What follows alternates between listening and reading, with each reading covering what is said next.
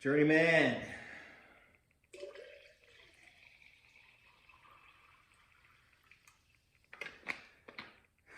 So you want to be a triathlete, huh? You started late, but you still think you can do it. Well, let me tell you something. You probably can't. And here's why.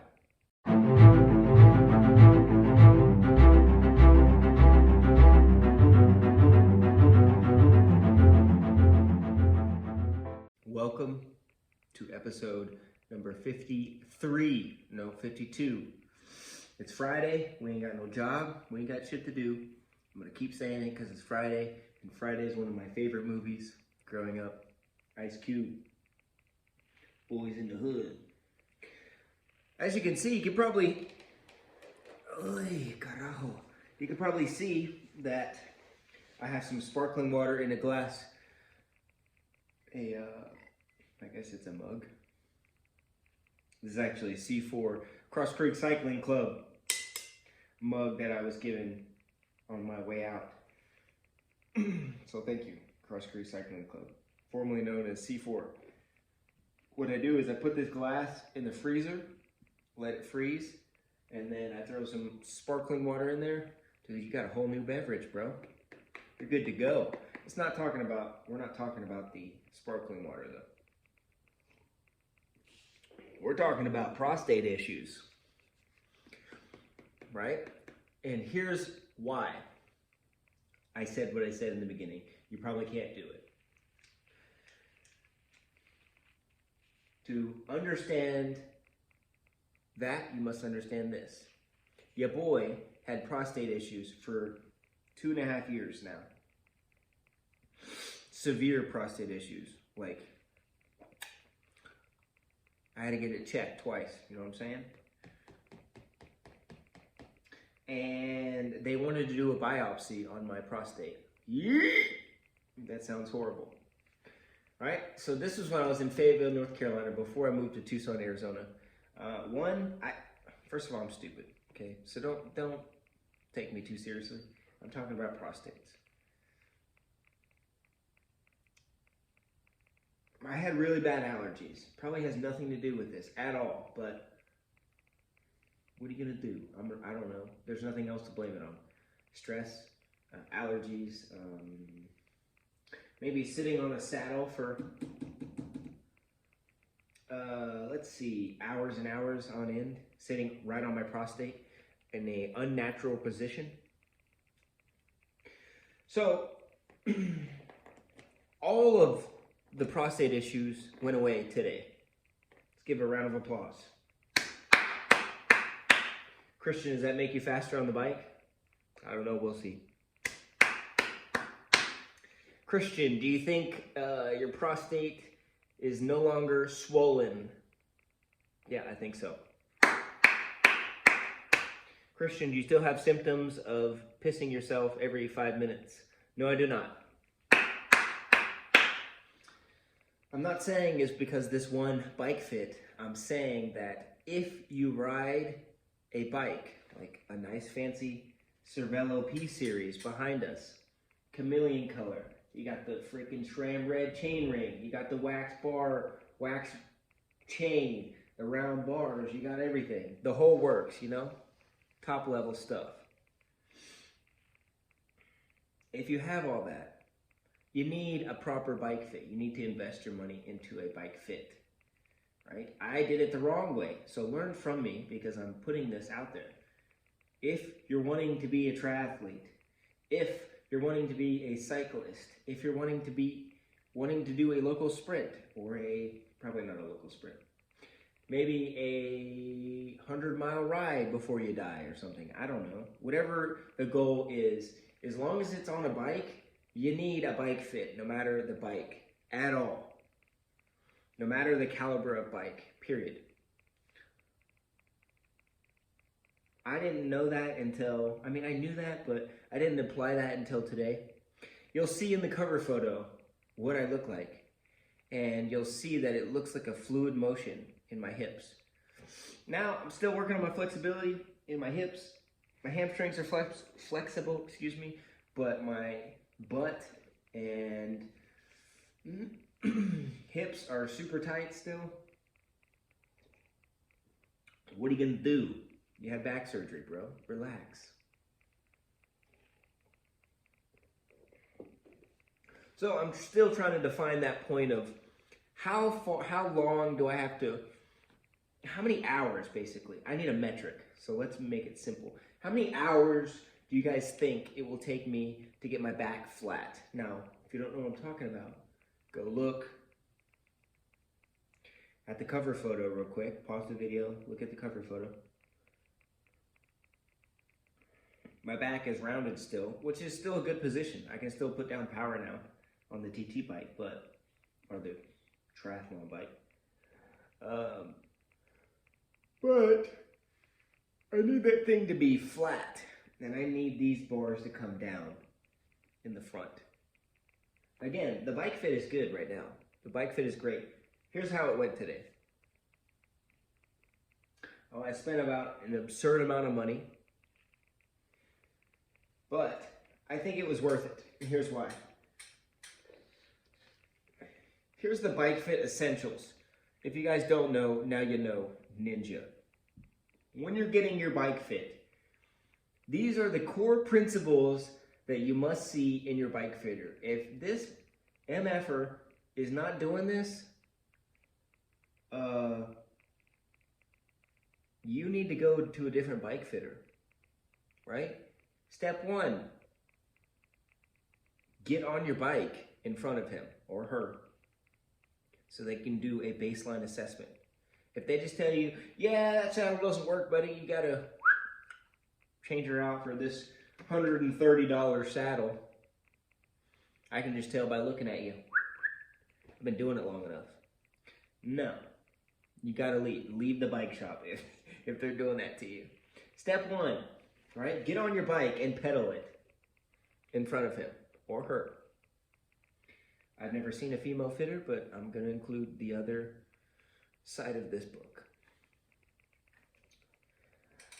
Most fitters, and I'm not a fitter, but this is just based on my experience of all my bike fits and the one that actually works, which is the Tucson Performance Bike Shop. Most fitters will get you out of your cleats first and measure how big your foot is. And then measure where your foot is in your shoe, and then measure where your cleat goes to your shoe. And then if that's fucked up, they're gonna fix that. Or they're gonna give you an option to buy a bigger shoe because you're dumb like I am and you bought a smaller shoe than you needed. So I got a new pair of shoes today. Where are they at? And I wanna say they're the badass ones that Lionel Sanders has, but you know, your boy's not sponsored, so all these monies are coming out of my pocket. That's okay. We're gonna make it up one day. Here you go. These are pretty fancy, dude. I'm not gonna lie. Carbon fiber has a little rubber band attachment so I can do my flying mounts and land on my prostate again. That's great. So these look cool. They feel good. Stiff. No complaints. I bought the fancy shoes the first time around because I have 2 pairs of cycling shoes now, one road, one tri, and you can wear these with the road bike too, but these just have, I need something that has a rubber band catcher or holder or anchor, I should say in lack of better words. And the cycling shoes that I have don't allow me to do flying mounts on them, so transition's important, kids. Back to the bike fit. So new shoes, new cleats, got them. Cool. Next becomes, you're gonna sit on your bike and you're probably gonna roll on it. On some rollers or what have you, whatever they're using to move you on the trainer. Next comes the saddle height, I'm guessing, based on my experience. Again, I'm dumb. I don't know. Saddle height, they're gonna do a little saddle height thing and up or down, left or right. Preferably up or down since it's height. They're gonna bust out their little thing on your knee and it's gonna tell you which range of motion you're in. You should be in a green or obviously not in red. It's basically like a stoplight type deal. Green's good. Red's not good. So they'll fix that. Next comes your saddle, which I'm in love with this saddle. Wrong. Next came, I sat on a little bench, which looked like this, like a workout bench basically. And he had me sit on this little machine. And the machine told me where my sit bones are and how narrow they were. I tried to make a joke, but he didn't go for it, so it was just kind of awkward after that.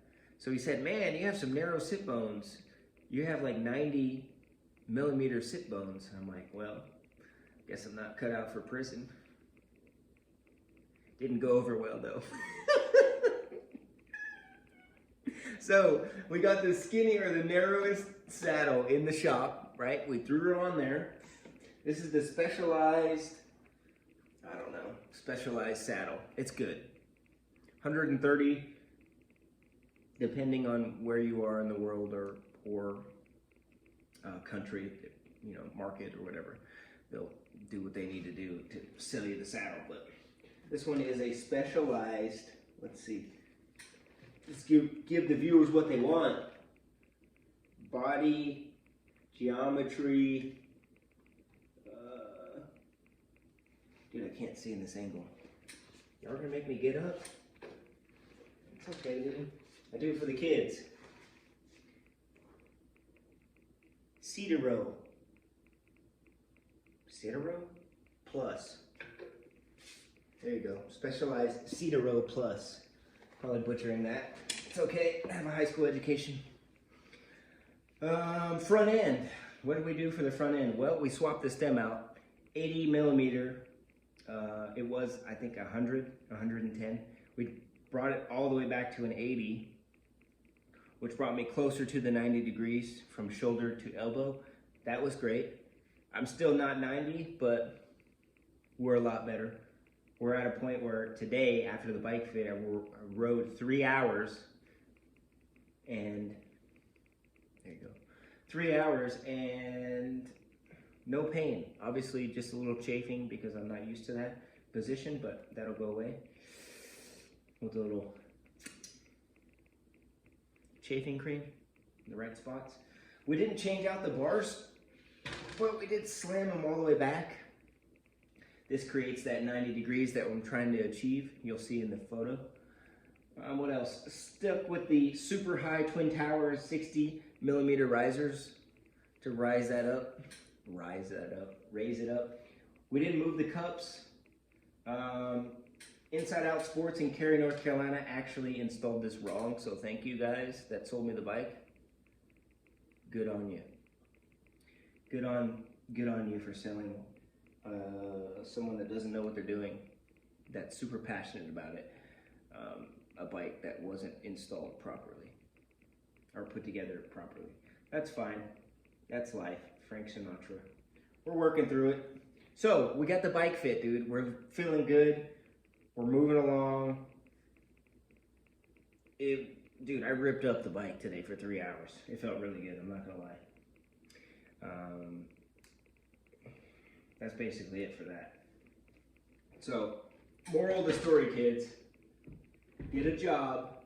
You probably can't be a pro triathlete at 28 because your prostate's all messed up because you failed to get a bike fit and it took you 2.5 years. So, get a normal job. Don't listen to Journeyman and do what you want with your life. I'm just kidding. You can be whatever you want to be, but you gotta answer that question internally. You gotta stop making excuses and you gotta get up and keep showing up and be ready for the lows of the low and the highs of the high, because that's the journey. Love you guys. See you on Monday. Journeyman out.